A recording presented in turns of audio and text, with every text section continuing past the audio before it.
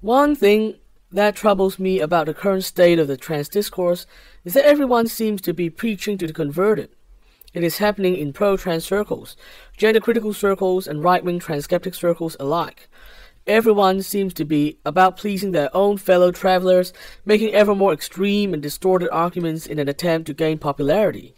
I guess the unhealthy structure of social media has contributed strongly to this trend. However, we should be aware of it and resist it as much as possible, because it is hampering us from getting to real understanding of the objective truth. I have long been trying to convince my fellow trans people that they should listen to good faith concerns coming from the other side. I believe that if we don't deal with these concerns seriously and thoroughly, there will be no way out of the current stalemate. Anti-trans forces, often rooted in religious fundamentalism, could then try to muddy the debate by creating moral panic after moral panic about the unresolved issues, which will erode trans acceptance over time. Therefore, for the sake of trans people's welfare, we need to deal with others' concerns in good faith. Cancel culture will get us nowhere. Yet, more than 5 years since I started speaking up, things are still not getting any better. Extreme activists still try to cancel anyone who disagrees with them, including trans people with supposedly transmedicalist views. For extreme trans activists, transmedicalism is their favorite excuse for silencing their fellow trans people who want to come up with productive solutions. If a solution for compromise comes from non-trans people, they tend to reflexively label it transphobic even if it's not. Cancel culture functions to keep trans people in line, so they don't speak up against the activist line, even if it is losing us support. This really must change.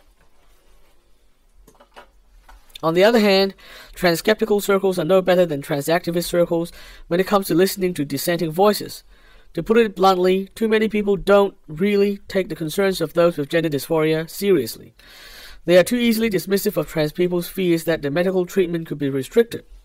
Evidence that consenting adults now find it difficult to access treatment in some places are often dismissed by those saying that right-wing policies are only about protecting the kids. As I often say, if they truly want to protect the kids, they should support professionally developed guidelines, rather than turning the whole issue into a political football. Conspiracy theories suggesting that there is a whole profit-making industry out there to encourage people to medically transition, which is fundamentally unsound by the logic of common sense, further muddies the waters and lends unjustified credence to bad policy. The politicized tribalist culture war approach has led to unsound policy with harmful consequences on real-life trans people, and the culture warriors won't even acknowledge what is happening. This attitude, in turn, leads to even more trans people getting frustrated enough to be radicalized to the hardline trans activist side. The two sides of the trans culture war coin keep reinforcing each other in an endless cycle. The only way to break this vicious cycle is for those of us in the middle to truly listen to what people on all sides are saying in good faith. If you prioritize your own comfort or popularity above the truth, then you are part of the problem, no matter which side you are on. We really need to resist the temptation to fit in and gain popularity within our own circles.